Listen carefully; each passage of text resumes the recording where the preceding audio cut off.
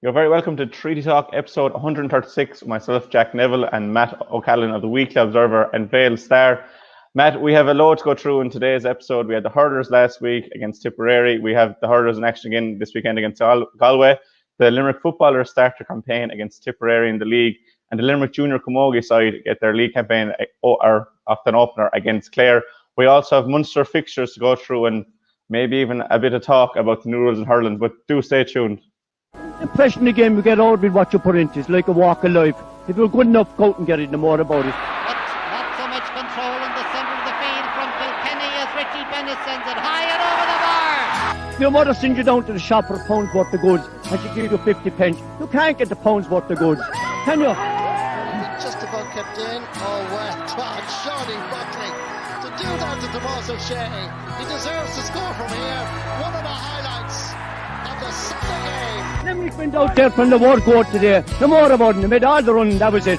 Put the ball over the bar and the back of it, and that's it. No ifs, no buts. Is there much time left? We have a couple of injuries. Here comes Kieran Carey. Carey leading the charge of the right brigade. 45 metres out. He's a chance to score. He's put it hard. He's put it over. There's no sympathy in this game for anybody.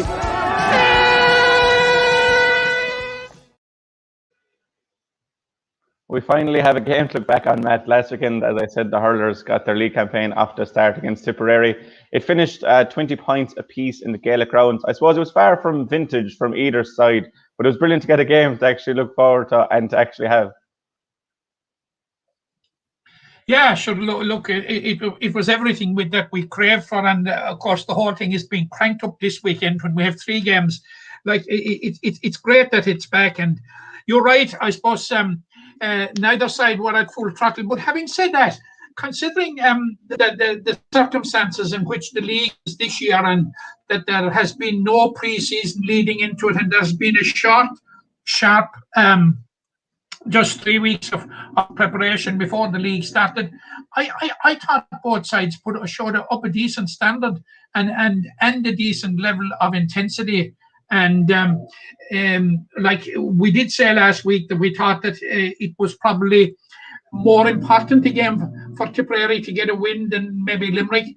And for quite a while, we'd say between the first and the second water break, it looked as if Tipperary were really, really up for it, and but in the closing stages, full credit to Limerick the way they came back and clawed it back, and of course, one thing that this Limerick squad don't do, no matter what the circumstances are, is do panic.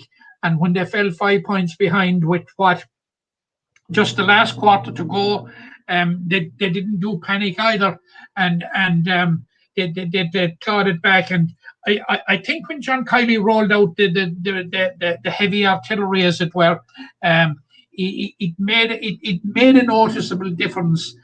He brought in Garrod Hegarty and Cian Lynch, and we've spoken ad nauseum, and I suppose to the point of being boring, about the strength of this Limerick squad.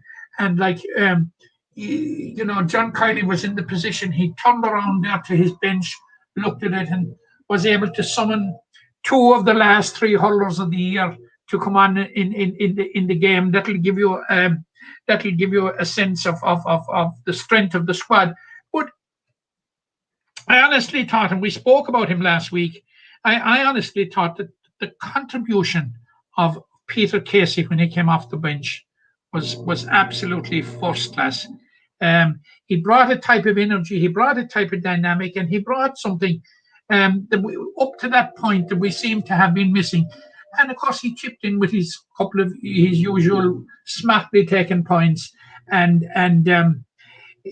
I suppose in the circumstances, having been 5 points down, first day of the year, difficult year, a draw, I suppose, fair result. Yeah, and I think judging from John Kiley after the game, that John was definitely pleased with the result, and I suppose to get the boys out into the field. Looking at the team below strength, probably without, as you said, Cian Lynch, Garrod Hegarty, Declan Hayes, and all these. How did the boys that came in for him fit in? We'll say Rich English was back, thank God, after a lengthy absence. Didn't look like he missed a beat. Kyle was at centre back. Then in the forwards, you likes of Conor Boylan, Adrian Breen, and David Dempsey. Did anyone put their hand up for you? I thought the two cornerbacks did quite well.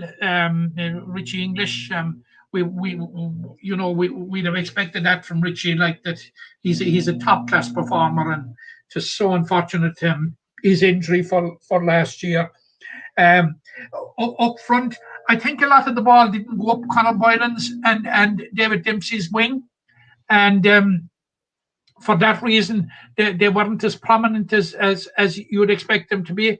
I thought Adrian Breen took some very, very smart scores, and I thought David Reedy had a decent game at centre forward.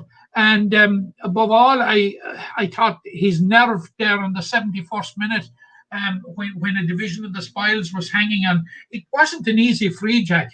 It had distance and it had an awkward angle, but he put it over with aplomb. I thought his overall performance was very, very, very satisfactory. Overall, I think John Kiley will be quite happy, and he spoke after the game, and he put emphasis on what he was expecting in terms of attitude, and in terms of attitude, I think he appeared to be very, very well pleased. Yeah, and just on Adrian Breen for a second, I don't think I've ever seen Adrian play a game where he doesn't score 2 or 3, and I suppose he's not the flashiest player, but he's very, very effective, and you'd hate to see him as a marker, because he'll get out in front, and if he gets a sniff at goal, he'll pop it over the bar. So I think he's definitely one that we could see play this weekend. Who do you think will be in this weekend against Galway? Probably a tougher opposition considering last year's semi-final. Will the big boys be back, or will he go with more new players? Yeah, it's very, very hard to second guess John Kiley. Had we had our podcast last week before we knew the team, we'd have got it spectacularly wrong when we were wondering what his team would be. But talking about Adrian Breen, you're right in what your analysis of him there, and if you recall in the All-Ireland final, he wasn't long on the field when he slotted over a point. He can do this. Obviously, we're talking. I suppose we're talking about the recall of the big six that were, we'll say, the All-Ireland six that were missing last week. Well, we know now that Declan Hannon and Graham Mulcahy will not be back, and that's back because of injury. But I would see possibly the other four starting. That's Dan Morrissey, Cian Lynch, Gerard Hegarty, and Amgalan. I think there's a possibility that you'll see the four of those getting a run out. So that would put Adrian Breen's position in jeopardy. I suppose it's fair to say that Peter Casey put his hand up to get a place. So after that, I can't see much change, Jack. You see, in the context of the league, if we're serious about retaining the league, this is a huge game. Because lose it, Jack, and you're 3 points behind the leaders. And you'd be 3 points behind Galway, and we're caught to beat Tipperary and Hurlers. You'll be 3 points behind them as well. You'll be 2 points behind Tipperary. So, it's very. I think John Kiley will be putting his best foot forward in this game now that we have a game out of the way, and I think that all big guns at his. I think all big guns at his disposal will be employed. As I said, now I know Peter Casey didn't start in the All-Ireland final, but I think he made a compelling argument for him to start against Galway. But it just mightn't work out that way. John might decide that he's going to go again with David Dempsey, or he might decide to go with Darren O'Connell. We don't know. Yeah, there was actually a good cameo from Darren actually when he came on. But I suppose, as you said, it's probably pointless for us to second guess John Kiley. But definitely, by the way he was speaking at the end of the game, it seems like Kyle Hayes is set for a lengthy run at centre back. especially with Declan Hannon out injured at the moment. Just before we get into the Galway team and their performance, how did you find Kyle's performance at centre back last week? I suppose in many ways, I suppose Tipperary came prepared for him. Because I think they sought to put it in over him or to the left or right of him. They seemed to have a plan that they weren't going to allow him to influence the game. But what came his way, I thought he did it quite well. Yeah, I thought he handled it expertly, and I think against Tipperary last year, his first day at wing back was probably his poorest, and he just powered into the season from there. But touching on Galway, I suppose, this weekend's opponents, last year they definitely pushed Limerick the furthest, and if Joe Kenyon had stayed on the field in Croke Park, who's to say, they wouldn't have won a second All-Ireland in 3 or 4 years. But last weekend, 5-34 against Westmeath, people would say it's only Westmeath, but to score 49 points in a hurling game is incredible going, really, isn't it? Yeah, and I suppose they did that without Joe Canning and without Pádraig Manning, and without Dahi Burke at the back, all three of whom I believe will be back in the frame for this weekend. Like, you know, we can be under no illusions whatsoever about Galway. They ran as closest last year. Although I've always maintained, even in those closing stages, I never saw anything but a Limerick victory. But I suppose hindsight is maybe the perfect science. But I genuinely, during those trying last few minutes, couldn't see Galway winning it. I thought Limerick, you know, were going to do it, but they obviously like in Galway, there's such a pool of players there, from players coming through from successful underage squads, that the trick is, like, it's not a shortage of hurlers that's there. It's just a question of getting the blend of the players. They have so many of them. And all right, 534 was a fantastic score. And, you know, they piled on the scores because they have learned their lesson. If you recall, back in 2019, when they had Carlo in Salt Hill and, like, you know, failed to put them to the sword, and eventually they lost out in the championship on scoring difference, and they were going to make scoring difference count last week. That was quite obviously because at the end of the day, Jack, this is going to be a very, very tight league. And with one team just either going to the final or be declared the joint winner, scoring difference could be hugely important when it comes down to it at the end of the day. Yeah, and just on scoring difference, they're already 29 points ahead of Limerick from my calculations. But the likes of Joe Canning, Pádraig Mannion, you think they'll be back in? If they're not back in, have they the firepower to put Limerick in the trouble they put Westmeath in? No. The answer is definitely no. Definitely no. But they still have the firepower to ask Limerick very, very serious questions. You know, the Brian Cannons, the Conor Whelans, even Nylands, these guys, they will ask serious questions. We saw what Nyland did when he came on in the All-Ireland semi-final last year with two monstrous frees like that Joe Canning would be proud of. So, you know, I think they will. I think they will, but it looks as if that trio will be back now. Gerard McInerney went back to fullback against Westmeath in the absence of Dahi Burke. But we know the type of fullback that Dahi Burke is, absolutely. But like, it's a subplot of the game if Dahi Burke is playing, to see the clash between himself and Seamus Flanagan, and who was on fire last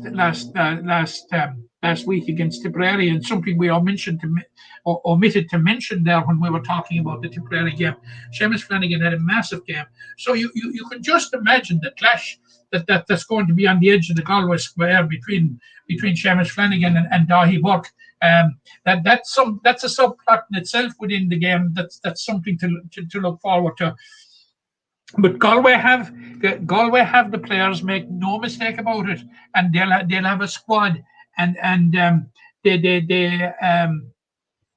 Shane O'Neill, of course, he will, you know, he's a damn good manager, like, and as he proved with Na Piarsaigh, and he will have an insight into Limerick, and and what Limerick are all about. And like he'd be facing guys that he managed to All Ireland glory. So like, he won't be short to detail anyway on a lot of on all the Limerick players probably. I think this is going to be very, very, very tight, and we're going to be hard pressed to win it, Jack, but we can do it. Yeah, and when you say hard pressed, does this come down to the matchup that Galway are? Limerick are so physically imposing, but if there was one team to match them, it's definitely Galway. Exactly. That's another point. Like the physicality of Limerick, and like in 2017 we were all talking about the physicality of Galway. Huge men. They haven't gone away. For the vast majority of those are still around. So I think it's going to be a titanic battle in every sense of the word. It's not going to be easy to win it, but we can win it. Yeah, and just before we get into actual predictions for the game, and I asked you last week between Tipperary and Limerick, who was it a bigger game for? And I suppose we've seen around the games now, Limerick have a draw and Galway have a win. Is it a bigger game for Limerick in the quest to retain their league honours, or is it a bigger game for Galway to actually get the win over Limerick and kind of put that to bed? Yeah, that's in that sense it's a bigger game for Galway, but in the context of the league, as I said from the outset, that if you fall 3 points behind, you in a 5-game group with only one qualifying at the top, it gives you a mountain to climb, Jack. Because were Cork to beat Tipperary and Hurlers, they too would move on to 4 points. So like you'd be 3 points behind 2 counties, and it would take a bit. I know we have Cork at home later in the year, but like I think it could be very, very difficult to make up that ground. All right, they have only the win over Westmeath, and I suppose you could factor in, no disrespect to Westmeath, that Limerick will probably beat Westmeath. But going behind, especially if you go behind to 2 counties, I think in that sense it's going to be a bigger game for Limerick in the sense of getting a morale boosting win over Limerick and put somebody at last laying a glove on Limerick. In that context, it's bigger for Galway. And if you had to call it, Matt, who would you think will come away from Salt Hill with the win? I think Limerick can win it for that reason. Can win it or will win it? I think they can. I think they will. I think they probably will. It'll be interesting to see the line out. But these big games, Limerick seem to be able to dig out the results. Yeah, and I did get that from the Tipperary game when they looked like winning for the first 65 minutes, and then you'll probably come away from it thinking Limerick should have won that game. So that mentality of we're never beaten will definitely be needed against Galway, and we'll be hoping for results like the last time we were in Salt Hill back in 2018 that kind of kickstarted this whole journey. And for anyone that wants to watch that game, it's live on TG Cahir this Sunday at 3:45. And before we move into the football match, just in general with the hurling, was there any team that kind of caught your attention last week in the first round outside of Galway, as we spoke about? No, Galway was the team that caught my attention. Now, there was a lot of talk about Cork and they had a decent performance against Waterford in Páirc Uí Chaoimh, but it's only one game. It's only one game, and the real test of Cork, and I'm sure those connected with Cork will agree that the real test is going to come next tomorrow when they take on Tipperary and Hurlers. That's going to be the real test. Although it's a game that I think they can possibly win. I saw an awful lot of improvement, I thought, in Cork. And it was mainly the improvement. Now, there was a general improvement. I thought Tim O'Mahony had a very, very good game. I thought Niall O'Leary had a very, very good game.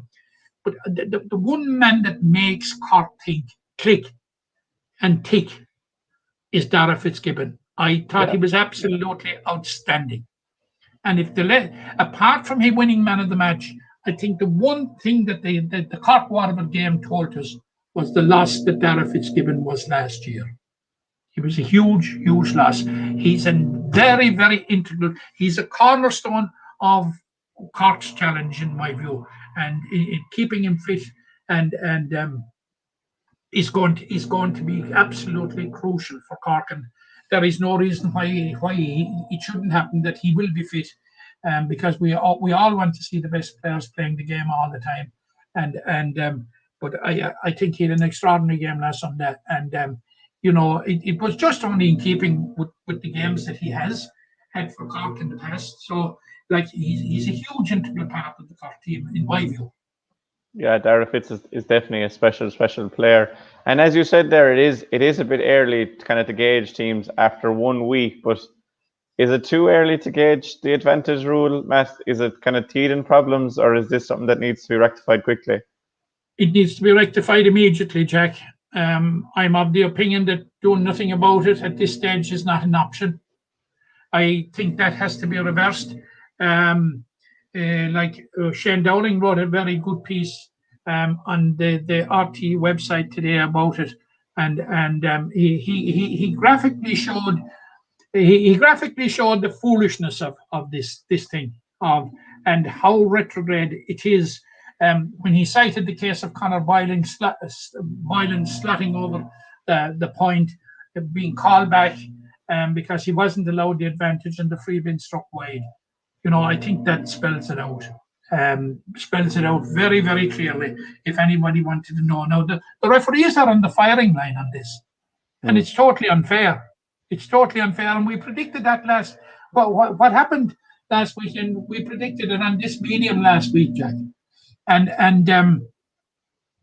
as I said, I think doing nothing about it at this stage is not an option. Now, I know it was said on RT on Sunday night that it can be changed outside of Congress, that it has to be in place for a year. I can see rumpus after rumpus, and I can only just see it growing in momentum week on week, because it certainly hasn't improved the game. And like all the speculation and all the negative speculation about the impact of the changes were well founded, Jack. Very often there is negative speculation about changes because it's a reticence to accept change rather than anything else. But the negative speculation surrounding this was well founded, and it was played out in front of all our eyes to see it. Yeah, I read somewhere or heard somewhere in a podcast during the week that the GA actually have the power to change the rule before or whenever they want. So hopefully, I suppose, give it another week, and refs, the pressure is really on the refs, and it's not their fault. This isn't a rule that probably should never have come in, but we'll leave that run its course now. We've said a bit about it. The referees, Jack, in fairness, they're implementing a diktat, and counties are expected to row in with it, something that none of them had an input into. None whatsoever. This is harebrained stuff, Jack. Absolutely. Bug-brained stuff. Yeah, it's kind of hard to see where it came from, but I suppose we won't dwell on it too much. This weekend, we suppose we'll see the return of the Limerick footballers, and no better place than in the Gaelic grounds against Tipperary, the scene of last year's Munster semi-final. Billy Lee has actually named his side. We'll just throw up the team for that one. In goals, Donald Sullivan continues as captain of the team. Sean O'Dea, Brian Fanning and Paul Maher make up the fullback line. Then Tony McCarthy, Robbie Childs and Gordon Brown are in the halfback line. It's noticeable Robbie Childs in at centre back in the place of Ian Corbett. Corbett is on the bench, but he has a knock, so it'll be interesting to see if he comes onto the field. Dara Tracy and Tommy Childs continue midfield. Cian Sheehan, Cillian Fahey, Tommy Griffin in the half-forward line, and the full-forward line of Padraig Scallon, Danny Neville and Hugh Burke. Could be a potential debut for Arna Sullivan from Pallasgreen off the bench. Then you've Michael Donovan, Ian Corbett, Luke Murphy, Josh Ryan, Seamus O'Carroll, Adrian Wright, Brian Donovan, Peter Nash, George Stack and Robbie Burke. I suppose it's a very strong team, Matt, to name for the league opener, and 11 of the sides that played against Tipperary last year. It's easy to see Billy Lee's intentions for this game is to hit the ground running. It is, and I suppose it's a disappointment for him that Ian Corbett, because which we've said so many times, what he brings to the table, that Ian Corbett is missing. But it's a chance now for Rob Childs to stake a place for centre halfback, and that. You know, there is no question at all, or no doubt at all about the capabilities of Rob Childs. Like he had a very decent year last year at wing back, and now he's moving in at centre back. So I'd be very hopeful that Bob Childs will give a very, very good account of himself. You're right. Like it has a look of a settled team in it. You know, there are so many that have been there from last year, and like scaled such heights last year. Like, doesn't need repeating that they won the McGrath Cup and were Division 4 champions. And the one disappointment that I would have about the whole thing is that because of the COVID, like it's a truncated league, and like I often feel that a team coming up, sometimes it takes 2 or 3 games for them to find their feet in their new environment. Well, if it takes 2 or 3 games in this year, like the group phase of the league is over, because it's a 3-game group, a 4-county group with 3 games. Limerick play Tipp, they play Offaly, and they play Wicklow. But you know, Limerick would be coming in with a mission against Tipperary because of the circumstances in which they lost the Munster semi-final last year. And they'll be saying to themselves, and of course Tipperary went on and won a first Munster final after 85 years when they beat Cork as a result. And Limerick will be saying to themselves, we could have been in that position, or we should have been in that position. So, like, it'll be a slightly different Tipperary team that will come in the fact that the talisman that was Colin O'Riordan will be absent. He has returned to the AFL. Liam Casey apparently is going travelling for the year, and Philip Austin has retired. But it'll be still a very, very strong Tipperary squad, as Billy Lee pointed out in the week. That you know, you have players here who have won All-Ireland minor title with Tipperary. You have players who have played in All-Ireland under 21 final with Tipperary when they lost to Tyrone. Was it in 3 or 4 years ago? You know, so like this Tipperary team that is the product of a building process, a patient building process that has been going on in Tipperary for a number of years. And you know, all Tipperary are doing last year in winning the Munster Championship, nothing more than reaping the rewards that their efforts and their work on the ground deserved. Now, like in recent years, they have found it very, you know, in the last 2 or 3 years, they have found it quite difficult to beat Limerick. If you remember, Limerick went to Thurles in 2019, and the world proclaimed it was a major shock when Limerick beat them. But it wasn't, and we saw last year like that there's very, very little between these sides. And in recent games with the under-20s and under-21s, Limerick have won them. 2 years ago in the minor, it was a draw. So, like, you know, the signs are good. I think this is going to be an early opportunity for Limerick to avenge and to exercise that any ghosts or demons from that Munster semi-final defeat of last year, and it should be a very, very, very interesting game.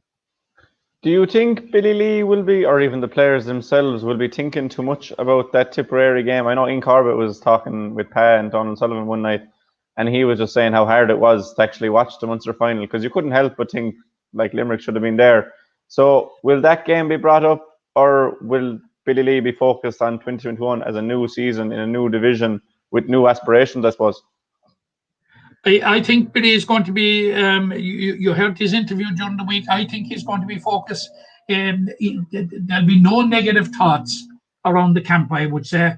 I'd say Billy Lee will, as we know from the past, it will be all positivity with Billy Lee, and I don't think he will be somebody that will be reflecting back too much on it. But you can't help but think that the players themselves, when they trot onto the Gaelic grounds and see the blue and gold jersey, apart from the great rivalry that there is between Limerick and Tipperary, that memories of that semi-final and what might have been will definitely come flooding back, Jack.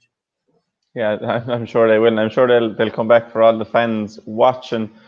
But I suppose just on Limerick once more, Matt, where is their strengths lying in this year? Because we'll say, you said the defence is quite settled, so there's 5 of last year's 6 defenders, and Ian Corbett would be in if he wasn't injured.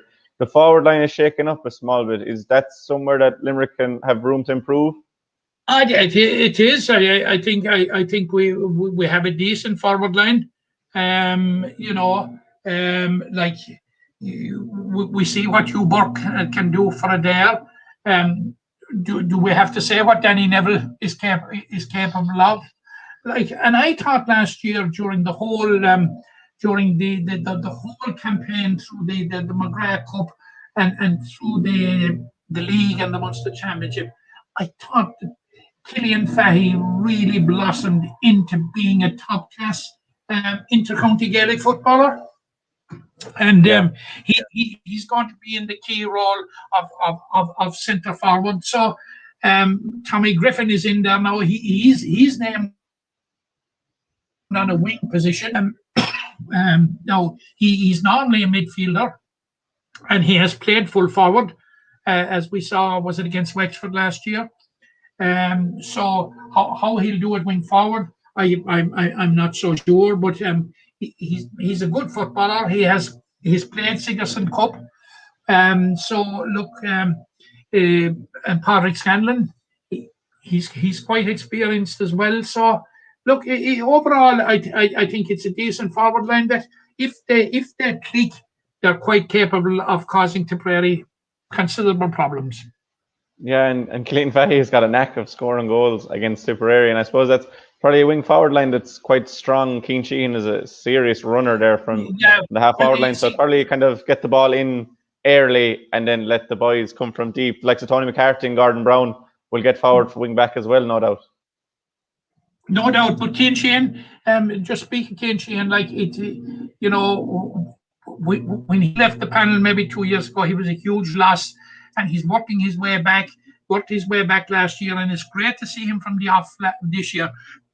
I think Cian Sheehan is a huge addition to Limerick, and he's a huge addition to the forward line. So, and you will have Tony McCarthy, who loves to bomb forward, and so does Gordon Brown. So look, I'm quite happy enough with the team. I think Billy Lee has selected a team that's capable of beating Tipperary.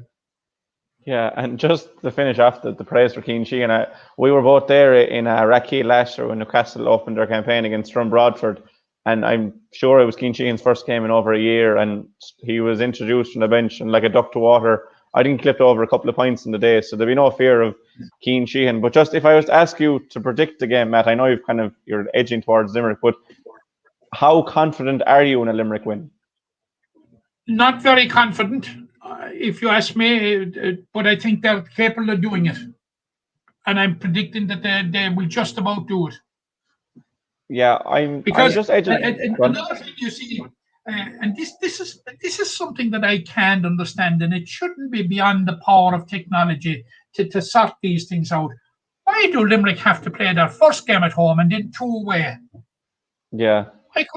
Why couldn't it be away, home, away? You know. I don't know, Matt. The schedule. Well, I don't know either, and I'm seeking an answer. But the scheduling isn't very kind to Limerick either, you know.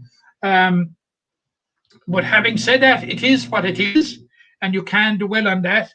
but it probably heightens the importance, is what I'm saying, Jack, in the context of the league, to get off to a winning start. It definitely does highlight that, Matt, but there is that sense within just Limerick football circles in general that there is a growth, and as you said, like if you can beat the Munster champions in the first game, you will take huge confidence going to Offaly and then to Wicklow. Offaly and Wicklow play this weekend in Aughrim, as far as I know. If you had to call that game, Matt? Well, we all know the record that Aughrim has been for being the graveyard of so many hopes, both in championship and in league football. Billy Lee cited the case of Aughrim there during the week in his interview when the win to Aughrim was 2 years ago, and Gale Force Wind played against it in the first half. There was only 2 points down at halftime and lost the football match. So, that will tell you how difficult it is. You just don't know what John Maughan and Offaly are going to come up with. From year to year, it's very, very hard to call Offaly, but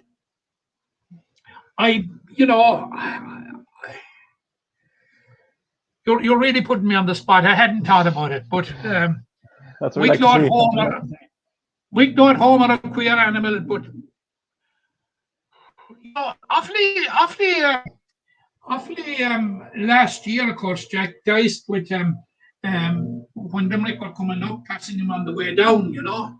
They only survived in Division 3. Look, I suppose Wicklow's record enough in Aughrim probably gives them the advantage. I wouldn't go any further. It's rare to see you stuck for words and stuck for a prediction, Matt, but it was good to see all the same. I suppose going on to the Camogie. That's one up for you for the weekend now, Jack. That's made my weekend. I suppose just we'll go on to Camogie now, and before we actually get into the juniors game against Clare, we advocated for on this medium here last week for common sense to prevail in regards to Camogie's association and the split season, and thankfully it has. They're going to follow the same route everyone has. They'll play league, they'll play inter-county championship, and then the clubs will be released back to focus fully on their clubs. It was a common sense decision, but one we didn't know it was going to be made, Matt. No, we didn't know, and I suppose the doubts we had were raised by why had they got themselves into that particular situation. And there appeared to me anyway, and I was quite satisfied that there was only one route out of this impasse and this standoff that there was, and it was the route that has been taken. And look, I welcome that common sense has prevailed. I'm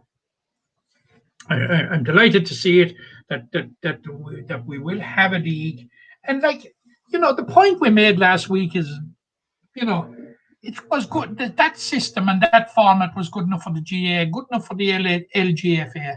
Why wasn't it good enough for the Camogie Association? Look, come off it. What was wrong? Ridiculous. We're after having a spat now between the Camogie Association, the GPA, and the players. That was totally unnecessary and self-inflicted on the part of the Camogie Association, Jack, because as far back as the 2nd of April, the GPA had indicated that it was their wish and the wish of their members that they would have a split season. There couldn't have been greater clarity in it. And it was obviously flying in the face of what people wanted. And there are 4 codes. And if it is good enough for 3 codes, why wasn't it good enough for 4?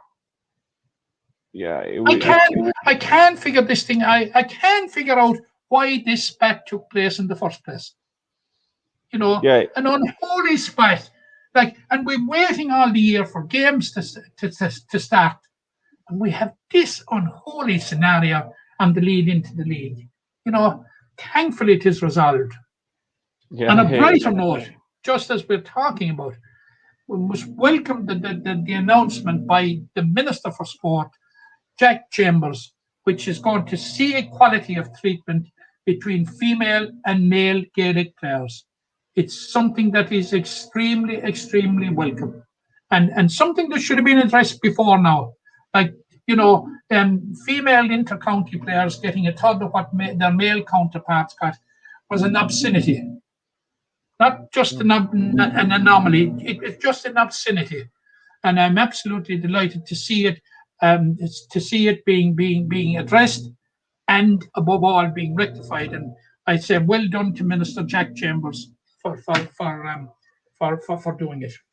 Yeah, and on that point, Matt, it kind of went under the radar somewhat that the equality is coming in, but it's far too late, really. But it's good to see it, and it definitely is a positive. And also, when we're talking about, go on. Because the narrative was about whether we'd have a Camogie League or not. Yeah, that's the reason why it went under the radar. But I suppose just for the junior side, the senior side will be out next weekend. But for the junior side, it's great that they have a game as well, and that they're up first and they'll get the limelight this weekend. Because last year, Limerick and a couple of other counties were pulled at the last minute from the Premier Junior Championship. So the last time we saw Limerick in junior action was an All-Ireland final in 2019.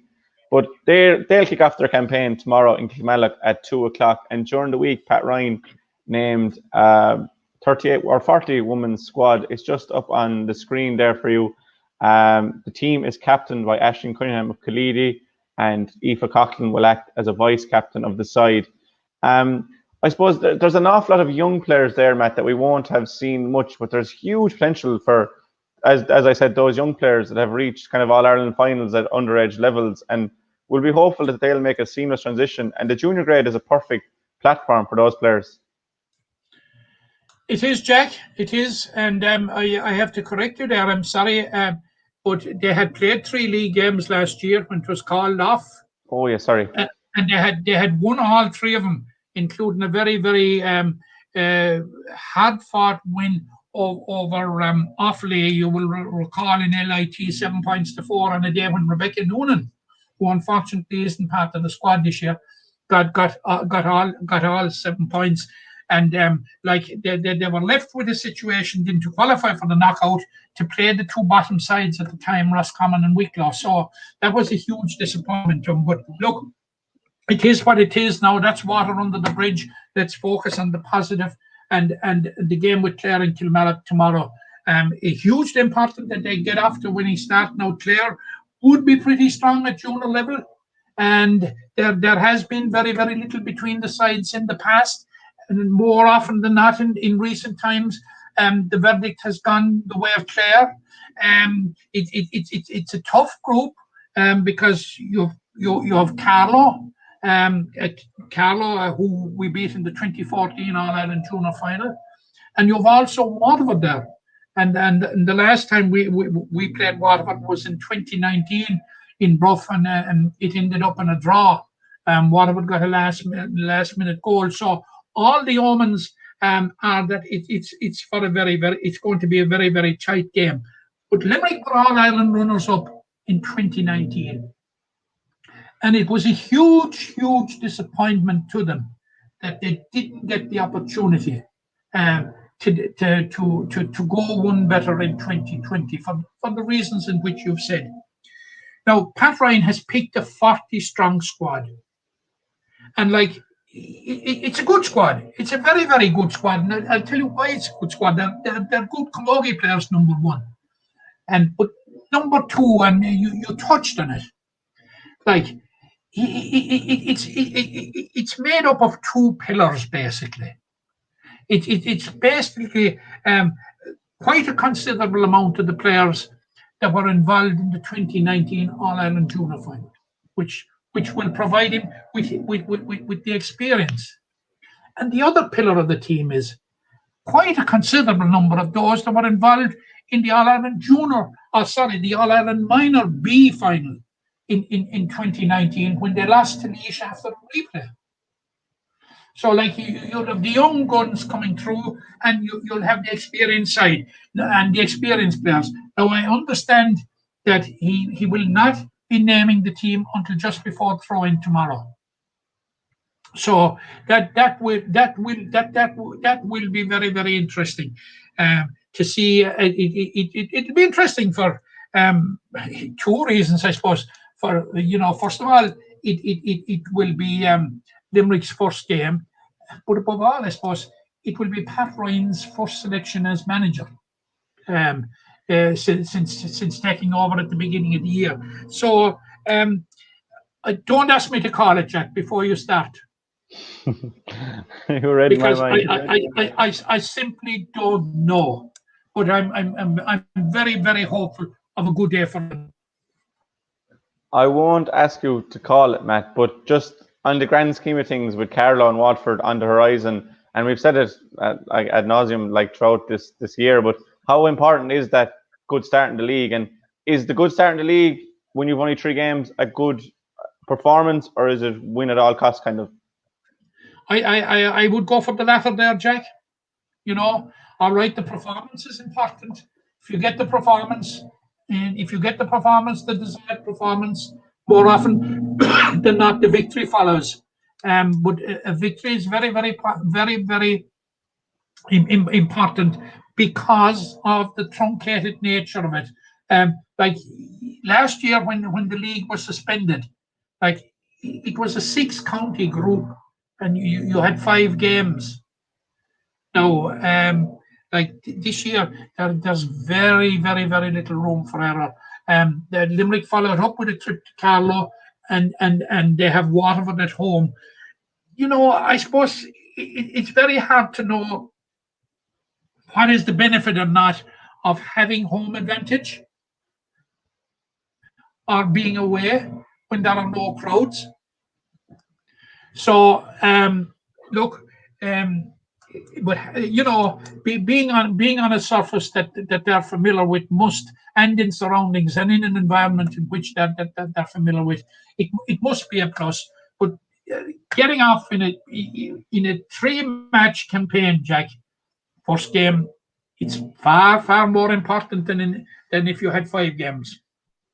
Yeah, definitely. And look, best of luck to the team on Saturday, and we'll obviously see the senior team in action the following weekend against Clare. I suppose just before we finish, a bit of fixture news, Matt. And one thing that kind of went over my head there before we were talking about is that last year's minor team will finish out their All-Ireland campaign. Last year's Munster minor winners, Limerick, they'll play Galway on the 3rd or 4th July with the All-Ireland final the following weekend. It's brilliant to see, because we said last week about having the outstanding club fixtures from Limerick we played, but for that minor team, who for many will be their last game at minor level, to have that All-Ireland semi-final that they worked so hard to get into, to be actually have something to look forward to now. We've something to look forward to, and it's coming up after the exams. And I do notice in the circular that we got from Croke Park, we also got notification of the concluding stages of the 2021 minor number 21 championship. So there's going to be a very, very short window. And for those that are involved in the 2020 championship still, and I'm talking about Galway, Limerick, Kilkenny, and Offaly, they're the 4 counties involved. Like they have the trick now of trying to prepare 2 teams. At the 2020 team for the concluding stages of the championship, and the 2021 team for the 2021 championship. And there goes the problem of the players that are eligible, the players of 2020 that are eligible for 2021. So it's not going to be easy to balance all that. But at the end of the day, it's very important, and it's very, very welcome that there are plans in place and plans in train to finish those games. It's hugely important. Now, it's surreal in a way, Jack, in that Limerick have beaten Cork and they've beaten Tipperary, and by the time they face Galway won't have played any game. Now, had they gone into an All-Ireland semi-final against Galway immediately after the 2 tough games in Munster, like, it would have been a huge advantage to Limerick. But now the fact that we're 5 months down the road, it levels the playing field. It's not as big a disadvantage to Galway not to have played a game now as it would be if they were coming in against a team that had 2 wins under their belts. Yeah, it is very true, and it's still a time away. But as I said, it's something to look forward to. We also got note of the fixtures for this year's minor championship. So for the hurlers, who will be looking for 3 in a row in Munster, they have a bye stretch through to the semi-final where they'll face the winners of Clare and Cork, with Waterford, Tipp and Kerry at the other side. And then the minor footballers face Tipperary in the quarter-final, with the winners of that playing Clare in a semi-final. I suppose, without reading too much into it, because they're way down the line yet, what was your initial reaction to the minor draws, Matt? Yeah, I thought they were reasonable. I thought they were reasonable. The minor hurlers got a bye. They play Cork or Clare in the semi-final. Do we have anything to fear?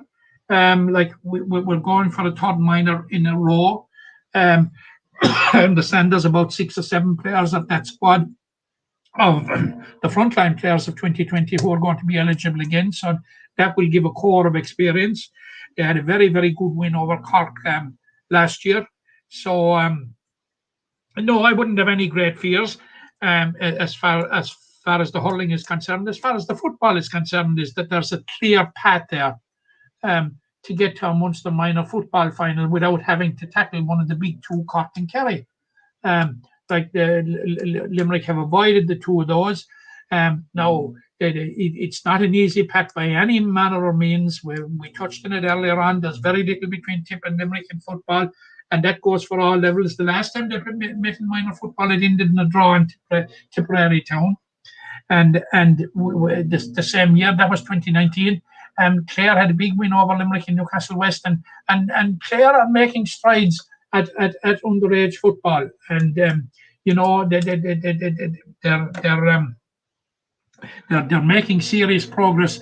But psychologically, if you don't have to face Cork or Kerry, there is a clear path there to a Munster final. Yeah, and the path is clear for the under-20 side as well. They have a quarter-final against Tipperary, and with the winners facing Clare or Waterford in the semi-final. And I just on the football, before we go to the hurling fixture for the under-20s, the time is coming now for Limerick football to be starting to reach Munster finals at underage levels, because we've seen the work that Billy Lee has done with the senior team, but there's no reason that work can't be done, and by the time they get to the senior panel that they're ready and they've played in provincial finals. No reason whatsoever that, and like that there is a spin-off from the success and of the senior team and the work of the academy. So like this year, there is a pathway there, and that's no disrespect to the other so-called 3 weaker counties, but there is a pathway there for Limerick at under 20 and at minor level to progress to the Munster final, which in itself would be landmark, and it would represent progress if were there to do it, and they don't have to bump into one of the big 2, Cork or Kerry. So look, in terms of the draw, they're decent draws as far as Limerick are concerned. Yeah, and just finally, the under-20 hurling draw, you have the winners of Clare and Kerry, with Limerick straight into a bye in the semi-final. I suppose last year was kind of a test run for a lot of that minor winning team from 2019. This year be a year now where a couple of them, the likes of Colin Coughlin and Colin O'Neill, will have senior hurling under their belts. But for Adam English coming up from the minor ranks, you've Aidan O'Connor, and there's some serious players coming through for Limerick, that there's no reason that we can't reach a first under-20 final ever at the grade, we'll say, with the first under-21 Munster final since 2017. No reason whatsoever. You can add Aidan Hurley, Ronan Lyons, those very, very, very good young players. Patrick O'Donovan of Effin, a very exciting young forward. That they would be starting to make their mark at under 20 level, and like a lot of that under 20 squad now will probably be drawn from.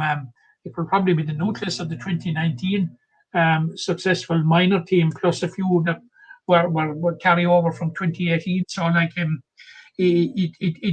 look, there's a pathway there to a Munster final now. Cork and Tipperary have dominated it for the last couple of years, and Limerick have a serious chance of gate crashing that preserve now of Cork and Tipperary in 2021. Yeah, and it's something again to look forward to, and it's very exciting summer ahead. But for this weekend, the focus will be on the senior hurlers, the senior footballers, and the junior Camogie team. I'll nail my colours to the mast, and I'm going to go for 3 Limerick wins. You were kind of more sceptical, but we'll see. Our predictions haven't been too strong so far this year, but many thanks to you, Matt, and it's a brilliant weekend. I'm being honest with myself, Jack, and being honest with you in that I do not know the Camogie one. Well, I'm just going to go out on a limb and go for Limerick, but many thanks to you, Matt, and we'll be back next week to look back on those fixtures and look ahead to many more, which will include the senior Camogie side. So thank you, Matt. You're welcome, Jack. The impression again we get out with what you put into it's like a walk of life. If you're good enough, go out and get it, no more about it. But not so much control in the centre of the field from Kilkenny as Richie Bennett sends it high and over the bar. Your mother sends you down to the shop for a pound's worth of goods and she gives you 50 pence. You can't get the pound's worth of goods, can you? Just about kept in. Oh, well done, Johnny Buckley. To do that to Tommaso Sheahy, he deserves to score from here. One of the highlights of the Sunday game. Limerick went out there from the work out today. No more about it. They made all the running, that was it. Put the ball over the bar and the back of it, and that's it. No ifs, no buts. Is there much time left? We have a couple of injuries. Here comes Kieran Curry. Curry leading the charge of the right brigade. 45 metres out. He's a chance to score. He's put it hard. He's put it over. There's no sympathy in this game for anybody.